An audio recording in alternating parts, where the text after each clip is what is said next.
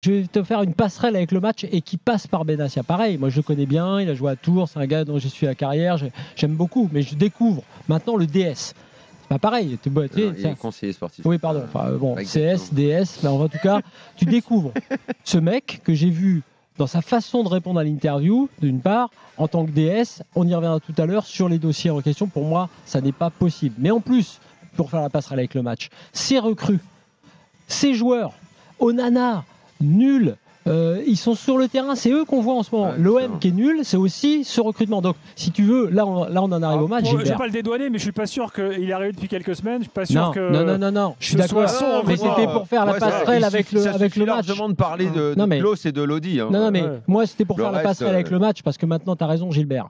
Dire ce qu'on a vu ce soir. À 11 contre 11, j'étais persuadé que Brest allait gagner. Ah oui, ça, oui, bien sûr. C'était fait. Mounier, but de Mounier d'ailleurs, j'avais dit. Bon, il a mis à côté juste avant de se faire bêtement expulser. Et quand Espelou a marqué, j'imagine que tu as réagi comment? Tu as fait mais non, c'est pas vrai.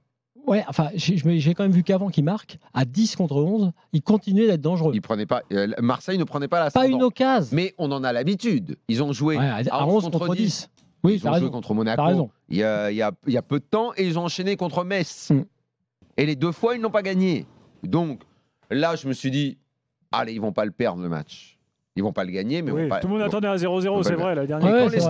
Et quand l'Esmelou a marqué, dans la télé, j'ai fait, mais non, c'est pas vrai, c'est pas possible. Parce que sur cette action, c'était trop gros en fait. C'était trop gros. Après tout le cirque qu'on a entendu, les déclats sur les joueurs, que le match se déroule de cette façon, qu'on fasse tourner l'effectif en disant, il y a eu le match de jeudi qui n'était pas brillant, il y a le retour jeudi, il fait tourner, il met une équipe avec toujours ce milieu de terrain qui ressemble à rien du tout, mais rien du tout. Unai Harit. Bon, c'est à l'attaque, ça ressemble encore moins à rien du tout. Comme j'ai pas d'expression pour, je sais pas quoi dire.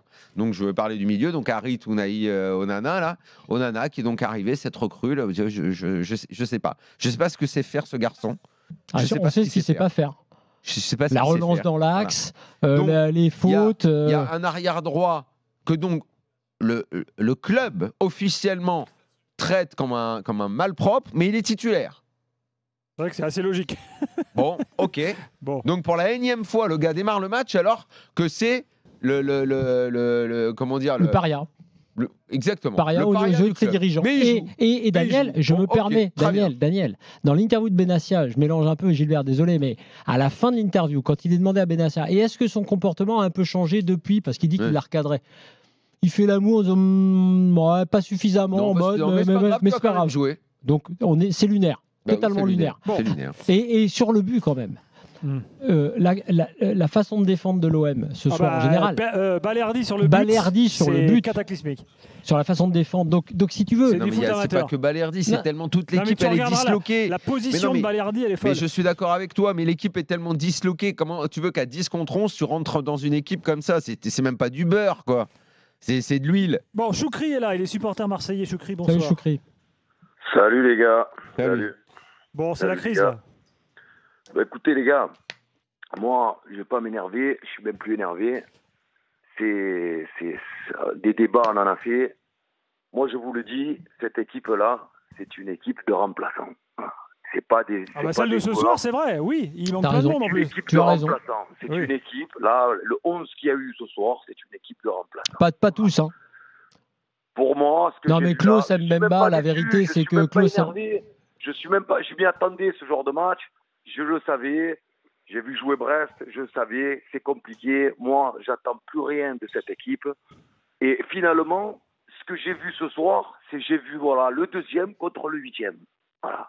Ce soir, ce que j'ai vu, on est à notre place, il faut pas délirer, il faut arrêter de chercher, de vouloir dire la Ligue des Champions, il n'y a rien. Cette équipe, elle fera rien. On est à notre place. Non, mais là, que cette année, vous ne ferez rien, c'est certain. Mais maintenant, Choukri, si tu permets, il faut, parce qu'on a répété 4 fois ce soir que c'était la crise, ok. Sauf qu'il y a des différences de crise. Il y a la crise du début de saison où tu te dis, bon, il est encore temps, la crise, on la soigne comme on fait d'habitude, c'est-à-dire on sort l'entraîneur. Ok, tu as sorti un entraîneur. Tu en as pris un autre. Ça s'améliore pas vraiment. Deuxième étape, bon, il y a le mercato d'hiver, tu fais 2-3 trucs. C'est ce qu'a fait Lyon. Hein. Lyon, c'est le parcours est le même. Crise, on vire l'entraîneur. 2 fois même. Et on a juste au mercato d'hiver. Visiblement, on a mis au moins les pansements sur la crise parce que le mercato a permis d'ajuster l'équipe. Lyon est revenu à la 11e place. Alors, ils ne vont pas finir en Ligue des Champions, mais on va dire qu'ils ont trouvé des solutions. Le problème de l'OM, c'est que là, au point où on en est, on a déjà utilisé le premier pansement. Le deuxième, on a raté. Et là, honnêtement, je ne vois pas. Mais Daniel, là, je ne vois pas de solution. Là, la saison, c'est en roue libre maintenant. Mais plus qu'en roue libre, on n'y arrive pas, Daniel. Tu l'as bien vu, c'est le 3e match qu'on fait en infériorité numérique. On n'y arrive pas. On n'y arrive pas. Dans le jeu, on n'y arrive pas. Est-ce que c'est normal à 10 contre 11 que tu n'arrives même pas à te créer des occasions? Ah non, ça c'est certain que c'est complètement fou. En fait, c'est complètement fou. Mais tu sais, Choukri, c'est des joueurs qui tu le vois, ils ont envie de bien faire, mais ils n'y arrivent pas. Choukri, est-ce que tu peux, ce qui est le plus choquant dans cette histoire, c'est pendant que les dirigeants, et dont le conseiller sportif, s'en prennent aux joueurs, le coach, lui, dont moi j'avais dit dans un avis tranché récemment qu'il était insuffisamment pointé du doigt, s'est permis quand même depuis 10 jours en gros de dire les gars, si vous pouviez me sortir de là, parce que en fait il fait toutes les déclats pour se faire sortir. 3-5-2, ah non mais moi en fait je joue pas, il est cramé, sauf qu'il a envie de partir. Bah, c'est Laurent Blanc version marseillaise. Exactement, il veut lâcher, c'est comme Blanc à l'OL, il veut lâcher. sauf que dans ce cas-là, si tu le vires, exactement, tu le soulages, sauf que dans ce cas-là les joueurs le sentent. Et ce soir, les joueurs sentaient qu'ils n'ont plus de coach. Il n'y a plus rien. Alors apparemment, les gars, juste parenthèse, mais on va avoir Arthur dans quelques instants. Mais il y a grosse. Ah, tiens, il est là, parce qu'apparemment, il y a grosse discussion.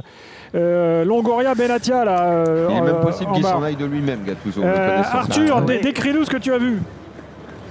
En fait, je suis en zone mixte et depuis de longues minutes déjà, Mehdi Benatia et Pablo Longoria sont arrivés ici, d'abord en parlant des décisions arbitrales, et puis il y a eu un long échange entre les deux hommes, juste à côté du bus de l'OM qui d'ailleurs se tient prêt à partir encore, et l'échange s'est d'abord tenu face à moi, j'étais tout seul, et là l'échange est en train de se poursuivre, et voilà Pablo Longoria qui est juste devant mes yeux, qui est au téléphone depuis de longues et longues minutes après avoir échangé avec Mehdi Benatia. Voilà, il est en train de se diriger derrière le l'OM.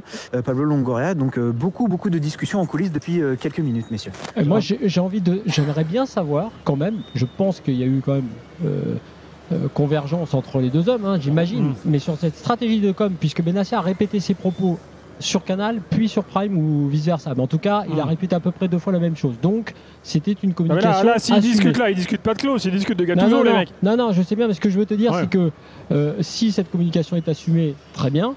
Donc on va mettre Longoria dans le coup. Je veux savoir aussi que si Longoria était vraiment d'accord avec la façon dont Benatia l'a dit, mais bon, admettons. Et puis après, effectivement, ensuite, je pense qu'il parle du coach. Hein, parce que t'as qu'un levier. Hein. T'as qu'un levier là. Sauf que là, va trouver. Merci Arthur, rappelle-nous s'il y a quelque chose, évidemment.